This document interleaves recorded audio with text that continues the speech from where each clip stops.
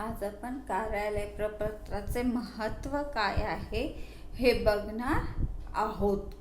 कार्यालय प्रपत्र म्हणजे फॉर्म्स आपण काल बघितलेलं आहे। कुठलेही काम करत असताना म्हणजे आपल्याला एखादी गोष्ट हवी असेल, आपल्याला माहिती हवी असेल तर आपण काय करतो, फॉर्म भरत असतो आणि त्याच्यावरनं माहिती प्राप्त करत असतो। तसं आपल्याला बँकेत अकाउंट उघडायचं आहे, परीक्षेचा फॉर्म भरतो आपण, आपल्याला इन्शुरन्स काढायचा असेल, इन्शुरन्स क्लेम करायचा असेल, प्रत्येक ठिकाणी आपल्याला एक छापील काय भेटतं, प्रपत्र भेटत असतं आणि ते प्रपत्र भरून आपण काय करत असतो, संबंधित याच्यामध्ये माहिती देत असतो आपल्याबद्दलची आणि माहिती घेत असतो। बरोबर आहे ना। आता तर हे जे प्रपत्र आहे म्हणजे हा लेखी जो फॉर्म असतो, छापील फॉर्म म्हणू आपण, हा छापील फॉर्म कुठल्याही कार्यालयाच्या दृष्टीने अतिशय महत्त्वाचं असं साधन आहे माहिती प्राप्त करण्याचं। त्याच्यामध्ये सगळ्यात महत्त्वाचं काय असेल तर याच्यामध्ये एकसूत्रीपणा असतो, म्हणजे एकच फॉर्म त्या कामासाठी वापरला जात असल्यामुळे जी माहिती गोळा होते ती एका विशिष्ट आराखड्यामध्ये एका विशिष्ट पद्धतीने आपल्या जवळ प्राप्त होत असते। जसं आपण म्हणू की आपण बोर्डाचा फॉर्म भरलेला आहे, बँकेचा अकाउंट उघडायचं आहे आपल्याला आणि आपण फॉर्म भरला तर लाखो विद्यार्थ्यांनी बोर्डाचे फॉर्म भरले असतील तरीही हे लाखोही विद्यार्थ्यांचे फॉर्म एका विशिष्ट पद्धतीने भरले गेलेले असतात। याचा फायदा काय होतो तर ज्यावेळेस विद्यार्थ्यांची माहिती जमा केल्या जात असते त्यावेळेस विद्यार्थ्याचं नाव कुठे आहे, आईचं नाव कुठे आहे, त्याचा आधार नंबर कुठे आहे, मोबाईल नंबर कुठे आहे, त्याचा HSC नंबर कुठे आहे, हे त्या फॉर्मवर संबंधित व्यक्तीला, कर्मचाऱ्याला शोधावं लागत नाही। त्याला अगदी परफेक्ट माहित असतं की इथे ही माहिती आपल्याला भेटणार आहे। दरवेळेस पूर्ण फॉर्म वाचून ती माहिती त्याला शोधावी लागत नाही।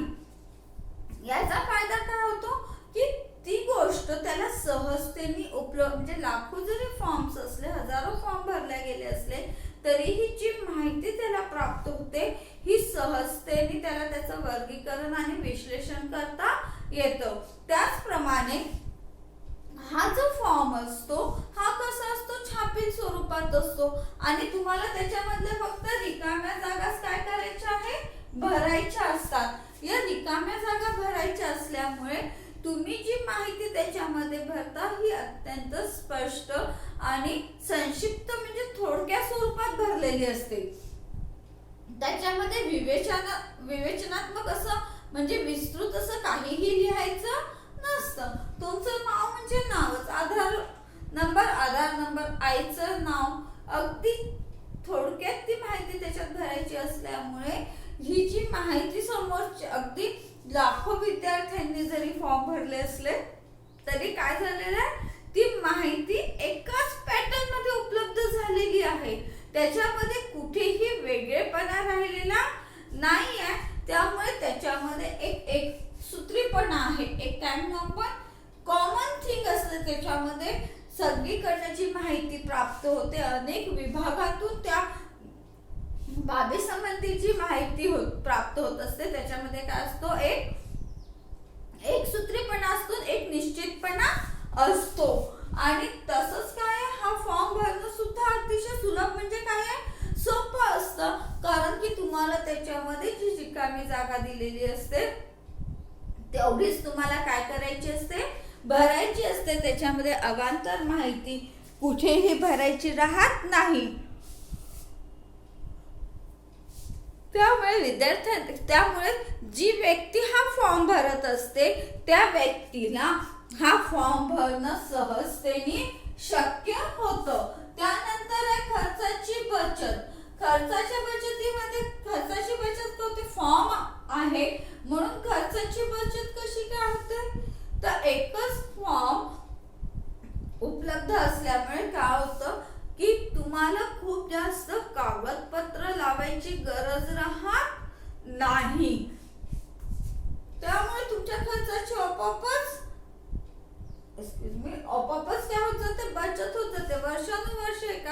वर्षीचा फॉर्म तुम्हाला बनवावा बनलेला असल्यामुळे आणि तोच वापरात असल्यामुळे ते प्रपत्र दरवर्षी तयार करण्याची आवश्यकता राहत नाही. त्यामुळे एखादं प्रपत्र तयार करण्यासाठी तुम्हाला व्यक्तींच्या एक समिती नेमावी लागते, त्याच्यावर चर्चा करावी लागतात, त्यांच्या बैठका होतात आणि हा सगळा विचार करून त्यानंतर एक प्रपत्र काय म्हणू आपण फॉर्मचा आराखडा तयार होत असतो. जर दरवर्षी हे प्रपत्र बदलत गेलं तर दरवर्षीच त्याच्यामध्ये काय होणार आहे, तुम्हाला समिती नेमावी लागणार आहे, त्याच्यावर अभ्यास करावा लागणार आहे आणि मग हा प्रपत्र तयार होत असल्यामुळे जर मागच्या वर्षीचे काही प्रपत्र उरले असेल तर ते तुम्हाला तुमचे वाया जाणार आहेत. बरोबर आहे ना. आणि दरवर्षी तुम्हाला या समितीवर अभ्यास करण्यासाठी जी समिती नेमावी लागणार आहे त्याच्यावरही मोठ्या प्रमाणावर खर्च होणार आहे. प्रपत्र जर योग्य नसेल तर त्याला अनेक कागदपत्र जोडावी लागतील, त्याचाही खर्च वाढणार आहे. असं होऊ नये त्यामुळे एकदा प्रपत्र अभ्यासपूर्ण रीतीने प्रपत्र तयार केल्यानंतर काय होतं, ते प्रपत्र वर्षानुवर्ष चालत असल्यामुळे आपोआपच आपल्या खर्चाची काय झालेली आहे, बचत झालेली आहे. एकदा प्रपत्र तयार केल्यानंतर त्याच्यावर लगेच ते प्रपत्र किंवा त्याच्यामध्ये जास्तीची माहिती ऍड होण्याची शक्यता नसते. त्यामुळे कार्यालयाची काय होते, खर्चाची बचत होत असते. त्यानंतर प्रपत्रामुळे कार्यक्षमता देखील वाढते. ज्यावेळेस तुम्हाला एखादी माहिती गोळा करायची असते, तुमच्या ऑफिसमध्ये जे अनेक विभाग आहेत त्या विभागातून ज्यावेळेस तुम्हाला माहिती हवी असते, ही माहिती ज्यावेळेस तुम्ही प्रपत्राच्या सहाय्याने मागवता त्यावेळेस समोरच्या व्यक्तीला अत्यंत थोडक्यामध्ये ही माहिती लिहायची असल्यामुळे त्याच्या कार्यक्षमतेमध्ये मोठ्या प्रमाणावर वाढ होते. जसं आता मी म्हटलं की एक फॉर्म आहे आणि त्यांनी विचारलेलं आहे मागणी किती, तर इथे तुम्हाला आकडाच लिहायचा आहे 10 kg. मागील शिल्लक किती,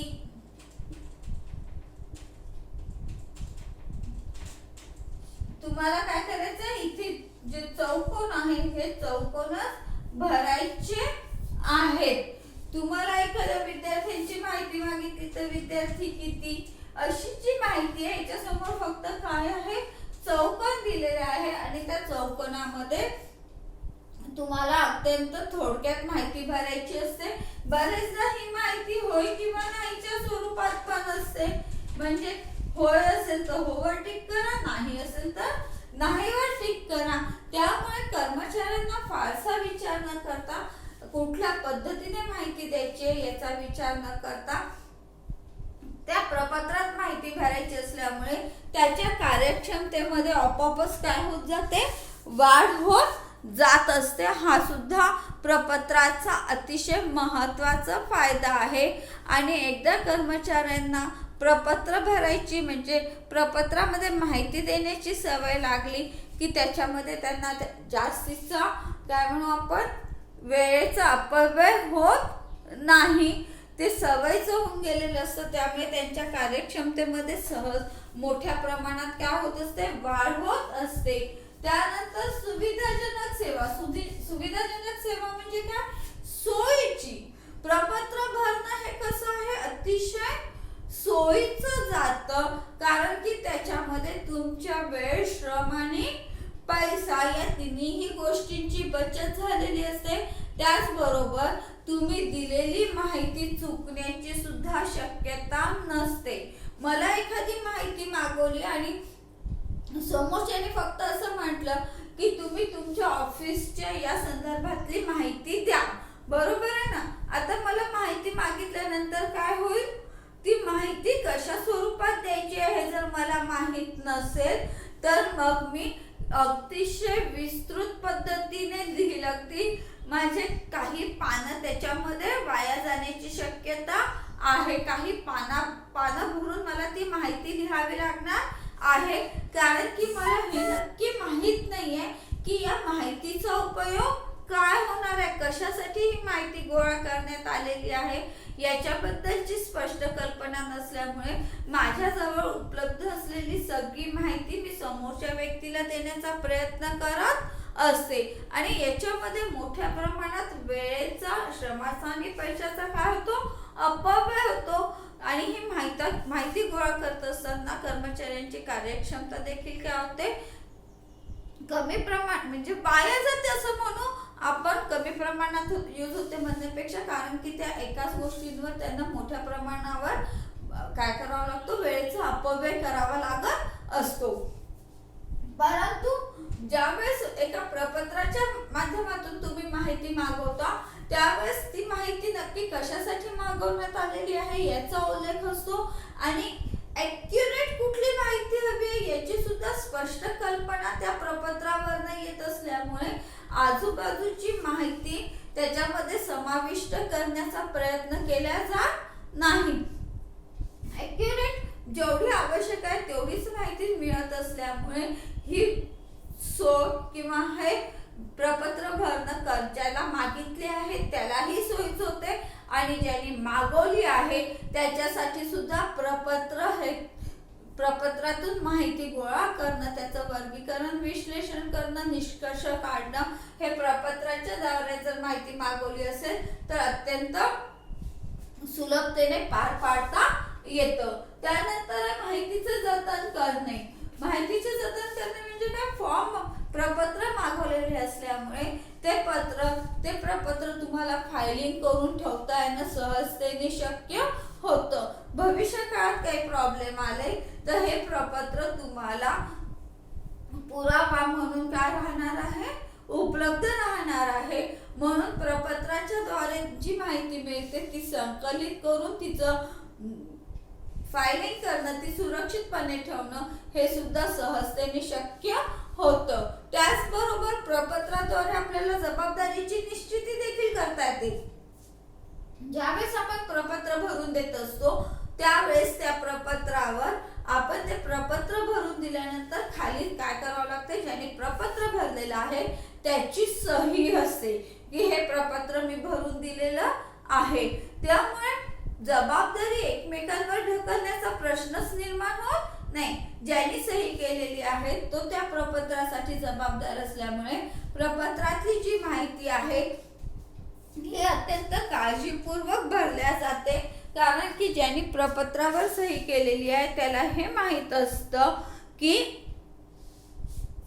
या प्रपत्राची जबाबदारी ही भविष्य काळात सुद्धा आपल्यावरच राहणार असल्यामुळे ही जबाबदारी निश्चित करणं प्रपत्रामुळे सहजतेने शक्य होत असतं आणि हे समोरच्या ज्यांनी प्रपत्र भरून दिलं त्या समोरच्या कर्मचाऱ्याला देखील हे माहित असतं की ही जबाबदारी आपण स्वीकारलेली आहे. त्यानंतरचा आहे निर्णय घेण्याचे एक साधन. कुठलंही प्रपत्र ज्यावेळेस भरून दिलं जात असतं ते प्रपत्र भरून दिल्यानंतर समोरच्या व्यक्तीला निर्णय घेणं सहजतेने शक्य होत असतं. प्रपत्राद्वारे आपल्याला जी काही माहिती मिळालेली आहे ही माहिती अचूक असल्याची खात्री असल्यामुळे निर्णय घेण्यासाठी प्रबंधकाला हे प्रपत्र अतिशय योग्य मार्गदर्शक म्हणून काम करत असतात. हे झाले आपले प्रपत्राचे फायदे. आता आपण बघूया प्रपत्राचे प्रकार. प्रपत्राचे 2 प्रकार पडतात. एक म्हणजे त्याच्या वापरावरून कशा पद्धतीने ते प्रपत्र वापरलं जातं त्याच्यावरून एक प्रकार पडतो, तर दुसरं म्हणजे संख्येवरून, किती संख्येमध्ये तुम्ही प्रपत्र काढत आहात यावरून. सगळ्यात पहिल्यांदा आपण बघूया प्रपत्राच्या वापरावरून प्रपत्राचे कुठले प्रकार पडतात. एक म्हणजे अंतर्गत प्रपत्र आणि दुसरं म्हणजे बाह्य प्रपत्र. बाह्य प्रपत्र, अंतर्गत प्रपत्र म्हणजे काय, ज्यावेळेस एका कार्यालयातल्या अनेक विभागाकडून माहिती प्राप्त करण्यासाठी ज्यावेळेस प्रपत्राचा उपयोग केला जातो तेव्हा त्याला आपण अंतर्गत प्रपत्र असं म्हणत असतो. अंतर्गत प्रपत्र म्हणजे कार्यालयातच माहितीचे संकलन करण्यासाठी ज्याचा उपयोग केला जातो त्या प्रपत्राला आपण अंतर्गत प्रपत्र असं म्हणत असतो. दुसरं प्रपत्राचा प्रकार आहे बाह्य प्रपत्र. बाह्य प्रपत्र म्हणजे काय? ज्या वेळेस कार्यालय आपल्या ग्राहकाशी, पुरवठादाराशी, बँकेशी, विमा कंपन्यांशी म्हणजे ऑफिसच्या कार्यालयाच्या बाहेरच्या व्यक्तीशी ज्यावेळेस संपर्क साधत असते किंवा त्यांच्याकडनं ज्यावेळेस माहिती प्राप्त करून घेण्यासाठी प्रपत्राचा उपयोग केला जातो त्यावेळेस त्याला आपण काय म्हणतो? बाह्य प्रपत्र असं म्हणतो. जसं खरेदीचं प्रत आहे, खरेदीची पावती आहे, विक्रीची पावती खरेदीची आहे, किमती पत्रक आहे, कॅश मेमो आहे, डेबिट मेमो आहे. हे सगळे काय आहे? बाह्य विपत्राचेच उदाहरण आहेत. म्हणजे एक आहे कार्यालयात जे विपत्र वापरलं जातं त्याला आपण काय म्हणू? अंतर्गत विपत्र असं म्हणू. आणि कार्यालयाच्या बाहेर जे प्रपत्र वापरल्या जातात त्याला आपण काय म्हणू? बाह्य प्रपत्र असं म्हणणार आहोत. दुसरा प्रकार आहे आपला प्रपत्राच्या संख्येवरनं, म्हणजे किती प्रमाणात तुम्ही प्रपत्राची प्रती काढणार आहेत त्याच्यावरनं. त्याच्यामध्ये एक आहे एक प्रत मूळ प्रपत्र, म्हणजे ज्या प्रपत्राची विवरणाची एकच प्रत काढण्यात आलेली असते व त्याच्यातच संपूर्ण माहिती नोंदवल्या गेलेली असते त्याला आपण म्हणतो एक प्रत प्रपत्र किंवा मूळ प्रपत्र असं आपण त्याला म्हणत असतो. दुसरं आहे अनेकविध प्रतिप्रपत्र, म्हणजे ज्या प्रपत्राच्या एकापेक्षा जास्त प्रती काढल्या जातात आणि माहिती गोळा करण्यासाठी या वापरल्या जातात तेव्हा त्याला आपण काय म्हणू? अनेकविध प्रपत्र असं म्हणतो. म्हणजे ज्यावेळेस एकच प्रपत्र असेल तर मूळ प्रपत्र, जेव्हा त्याच्या अनेक प्रती काढून माहिती प्राप्त केल्या जाते किंवा उपयोगात आणले जातं एकच प्रपत्र तेव्हा त्याला आपण काय म्हणू? अनेकविध प्रपत्र. आणि तिसरं आणि महत्वाचं जे आजच्या युगामध्ये मोठ्या प्रमाणात वापरल्या जाते संगणकावर आधारित ई प्रपत्र. हे प्रपत्र म्हणजेच हा प्रकार आज मोठ्या प्रमाणावर सर्वत्र काय केला जातो? वापरला जात असतो. संगणक म्हणजे काय? कम्प्युटरवर ज्यावेळेस एखाद्या माहिती तुम्ही अपलोड करत असता किंवा माहिती टाकत असता त्यावेळेस एकाच वेळेस अनेक जण ती माहिती सहजतेने काय करू शकतात? बघू शकतात, वाचू शकतात आणि त्याच्यावरनं काय अपलोड करून ती माहिती भरून पाठवू सुद्धा शकत असतात. या ई पत्राचे फायदे काय आहे? तर हे तुम्ही कम्प्युटरवर पाठवत असल्यामुळे इलेक्ट्रॉनिक माध्यमाने हे वापरत असल्यामुळे याच्यामध्ये कागद, छपाईचा खर्च, कागदाचा खर्च, छपाईचा खर्च, स्टेशनरी इत्यादी अनेक बाबींवर होणारा खर्च का होतो? मोठ्या प्रमाणावर वाचत असतो. त्याचप्रमाणे म्हणजेच ई प्रपत्र हे कम्प्युटरवर उपलब्ध असल्यामुळे कोणीही ते बघू शकत असल्यामुळे ते अतिशय पारदर्शक असतं. म्हणजे त्याच्यामध्ये कोणीही हेराफेरी करू शकत नाही. ते कोणीही बघू शकत असल्यामुळे ते जास्त पारदर्शक असतं. स्पष्टपणे त्याच्यातल्या माहिती तुम्हाला दिसू शकत असते. ते कोणालाही सहजतेने उपलब्ध होऊ शकतं. तिसरा महत्वाचा हे काय आहे या ई पत्राचा? तर हे हरवण्याची शक्यता नाही आहे. एकदा तुम्ही कम्प्युटरवर प्रपत्र अपलोड केलं आणि ते सेव्ह केलं की नंतर ते हरवण्याची शक्यता कधी राहत नाही. ते गहाळ होऊ शकत नाही, नष्ट होऊ शकत नाही, खराब होऊ शकत नाही. त्यामुळे हे अतिशय सुरक्षितपणे हे ई पत्र कायम स्वरूपात देखील आपण संगणकावर काय करू शकतो? ठेवू शकतो. त्यानंतर एका ईमेलद्वारे अनेकांना एकाच प्रपत्राच्या अनेक प्रती तुम्ही सगळ्यांना पाठवू शकता आणि एकाच वेळेस खूप ठिकाणी सुद्धा हे तुम्हाला पाठवता येणं सहजतेने शक्य आहे. प्रपत्र हे संगणकावर असल्यामुळे आणि त्याच्यावरच भरून ते पाठवायचं असल्यामुळे त्याच्यामध्ये कुठेही भ्रष्टाचार करण्याला वाव राहत नाही. आपोआपच भ्रष्टाचार होण्याला काय होतो, एक प्रकारचा प्रतिबंध आळा बसत असतो. त्याचप्रमाणे हे पत्र सहजतेने एकमेकांना पाठवता येतं. याच्यामध्ये तुम्हाला फार काही करावं लागत नाही. एकाच वेळेस अनेकांना देखील हे प्रपत्र पाठवता येतं. त्याचबरोबर अतिशय कमी वेळेमध्ये ताबडतोब हे प्रपत्र तुम्ही एक व्यक्ती दुसऱ्या व्यक्तीला पाठवू शकते. कारण याच्यासाठी तुम्हाला पोस्टाची, कुरिअरची, कुठल्याही प्रकारच्या माध्यमाची गरज नाहीये.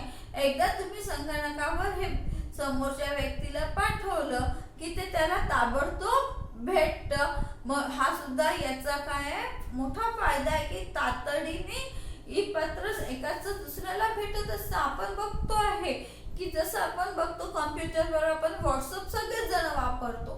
आपण टाइप केलं की दुसऱ्या सेकंदाला समोरच्या व्यक्तीला ते मिळून सुद्धा जातं. त्याच्यामध्ये काही सुद्धा वेळ लागत नाही. हा म्हणजे झटपट माहिती पोहोचवायची असेल तर ई प्रपत्र हे अतिशय चांगलं साधन आहे असं आपण सहजतेने म्हणू शकतो. त्याचबरोबर ई प्रपत्र तयार करत असताना तुम्हाला दरवेळेस कार्यालयामध्ये जायची गरज नाहीये. तुम्ही घर बसल्या बसल्या सुद्धा ई प्रपत्र तयार करू शकता, माहिती पाठवू शकता, माहिती घेऊ शकता, त्याचं वर्गीकरण विश्लेषण करू शकता. म्हणजे तुम्ही सगळी कामं जसं कार्यालयामध्ये करता त्याचप्रमाणे घरात बसून सुद्धा तुम्हाला ई प्रपत्र चा वापर करून कार्यालयीन काम करता येत असतं. आता सध्याच्या लॉकडाऊनच्या काळात आपण नेहमी ऐकत असतो वर्क फ्रॉम होम आहे. म्हणजे काय, घरात बसूनच तुम्हाला कामं करायची आहेत. मग घरात बसून कामं कशी होत आहे, तर संगणकावर, कॉम्प्युटरवर. प्रत्येक जण आपल्या कॉम्प्युटरवर बसून ऑफिसची कामं घरून सुद्धा सहजतेने तेवढ्याच तत्परतेने करत आहे. त्यामुळे ऑफिसला जाता येत नाहीये म्हणून कोरोना आहे, ऑफिसला जाता येत नाही म्हणून सुट्टी आहे अशातला भाग होत नाही. तर घरी बसून सुद्धा तुम्हाला तुमची कामं तेवढ्याच प्रॉम्प्टली, प्रामाणिकपणे करता येतात. हा सुद्धा काय आहे, ई प्रपत्राचा सगळ्यात मोठा फायदा आहे. तुमच्या वेळ, श्रम आणि पैसा याची तर बचत होतेच होते. त्यासोबत तुम्हाला प्रत्येक वेळेस ऑफिस मध्ये जाऊन काम करण्याची सुद्धा आवश्यकता राहत नाही. त्यानंतरचा प्रकार आपण बघत आहोत कार्यालय प्रपत्राची रचना किंवा आराखडा. कार्यालयामध्ये अनेक प्रकारची प्रपत्र वापरल्या जात असतात. कार्यालय प्रपत्राचा आराखडा. कार्यालयामध्ये अनेक प्रकारची प्रपत्र काय होतात, वापरल्या जात असतात. वर्षानुवर्ष 30 प्रपत्र वापरल्यानंतर कालांतराने काय होत असतात, ही प्रपत्र कालबाह्य होत असतात. म्हणजे त्याच्यामध्ये तुम्हाला अजून काहीतरी नवीन माहिती ऍड करण्याची आवश्यकता असते.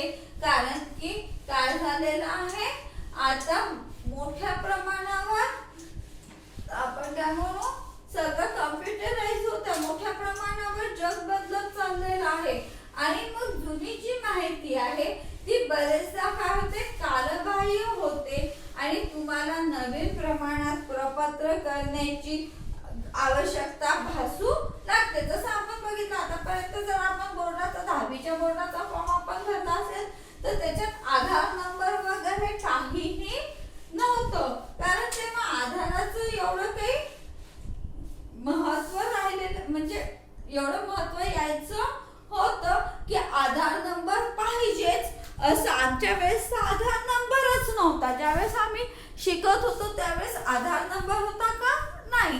हे आधार नंबर वगैरे आता या 5-10 वर्षात आलेल्या गोष्टी आहेत. आणि मग त्यामुळे काय झालेलं आहे, तुमचे जे फॉर्म आहे त्याच्यामध्ये तुम्हाला काय करावं लागलेले आहेत, दुरुस्त्या कराव्या लागलेल्या आहेत. तुम्हाला काही जुन्या गोष्टी त्याच्यातल्या काढून टाकाव्या लागतात आणि नवीन गोष्टी त्याच्यामध्ये भर करावी लागत असते, टाकाव्या लागत असतात.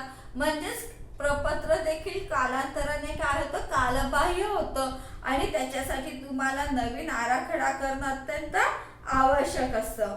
ज्यावेळेस प्रपत्राचा आराखडा तयार केला जातो त्यावेळेस त्याचे तत्व काय, म्हणजे कुठल्या आधाराने ते प्रपत्राचा आराखडा तयार केला जातो, तर त्याचे जे महत्व आहे तेच आराखड्याचे तत्व आहे. ते म्हणजे पहिला म्हणजे सुलभता. ज्यावेळेस तुम्ही एखादं प्रपत्र तयार करत असता त्यावेळेस ते सहजतेने सगळ्यांना वापरता येईल, त्याचा उपयोग करता येईल अशाच पद्धतीने हे प्रपत्र तयार करायला पाहिजे. ते प्रत्येकाला हाताळता आलं पाहिजे. त्याचा आकार सुद्धा काय म्हणू आपण, छोटासा असला पाहिजे आणि सगळ्यांना तो वापरता येईल असं काय असला पाहिजे, प्रपत्र असायला पाहिजे. दुसरा महत्त्वाचं म्हणजे माहितीमध्ये स्पष्टपणा असावा.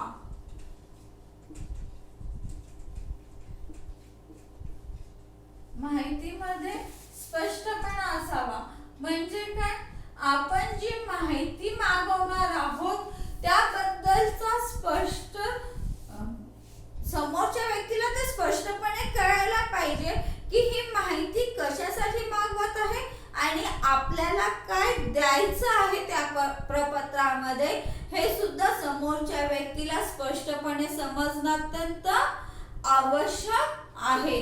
म्हणून आपल्या याच्यामध्ये जर आपण बोर्डाचा फॉर्म तुम्ही आताच भरला म्हणून मी दरवेळेस त्याचं उदाहरण देते, तिथे स्पष्ट लिहिलेलं असतं फर्स्ट नेम,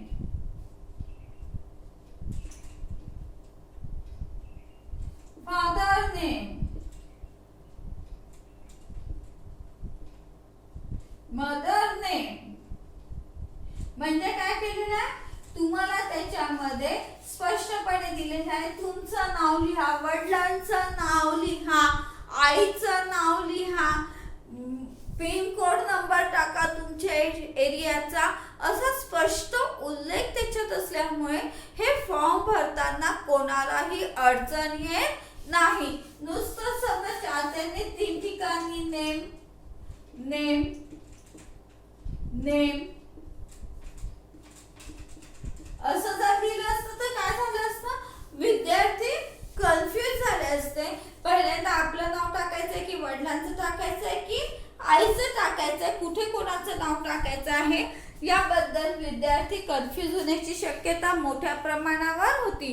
परंतु ज्यावेळेस प्रपत्र तयार केल्या जातं त्यावेळेस ते सहजतेने त्याच्यामध्ये स्पष्टपणे सूचना असल्यामुळे त्याच्यामध्ये स्पष्टता असते, कोणीही प्रपत्र भरताना कन्फ्युज होत नाही.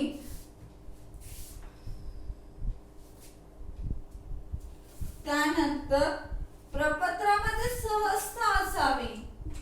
सहजता म्हणजे काय, ज्याला ते प्रपत्र भरायचं आहे त्याच्या दृष्टीने योग्य अशी भाषा सुद्धा त्याच्यामध्ये वापरणं आवश्यक आहे. इंग्रजी, मराठी, हिंदी या भाषेमध्ये समोरच्याला सहजतेने समजेल अशा भाषेमध्ये हे प्रपत्र लिहायला पाहिजे.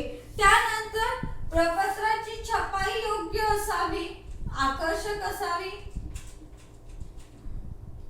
छपाई योग्य, उत्तम दर्जाची असली पाहिजे. बरोबर आहे ना. ज्यावेळेस प्रपत्र एखाद्या व्यक्तीला भरून द्यायचं असतं त्यावेळेस ते प्रपत्र जर चांगलं असेल तर ते भरण्यामध्ये, त्याच्यामध्ये माहिती भरण्यामध्ये समोरच्या व्यक्तीला निश्चितपणे उत्साह वाटत असतो. बघा, आपण एखादं पुस्तक घेतलं आणि त्याचे पानं कळके मळके असेल, काळे काळे असेल तर ते वाचण्यामधला आपला इंटरेस्ट कमी होतो. आणि पांढरं शुभ्र पेज असेल आणि त्याच्यावर छान काळ्या याच्यामध्ये आकर्षक रीतीने जर छपाई केलेली असेल तर ते पुस्तक आपण आनंदाने वाचत असतो. म्हणजेच छपाईचा दर्जा योग्य असणं, उत्तम दर्जाची छपाई असणं हे सुद्धा काय आहे, प्रपत्रासाठी अत्यंत आवश्यक अशी गोष्ट आहे. त्यानंतर प्रपत्रात जेवढं आवश्यकता असेल तेवढाच प्रपत्राची छपाई करायची आहे.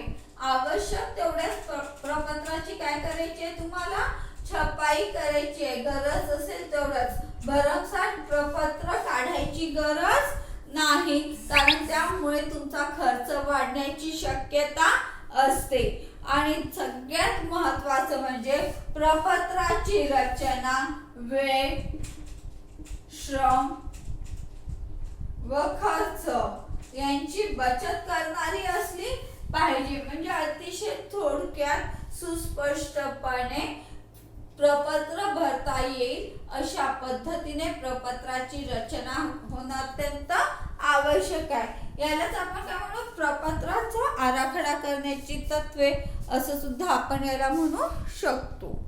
थँक्यू.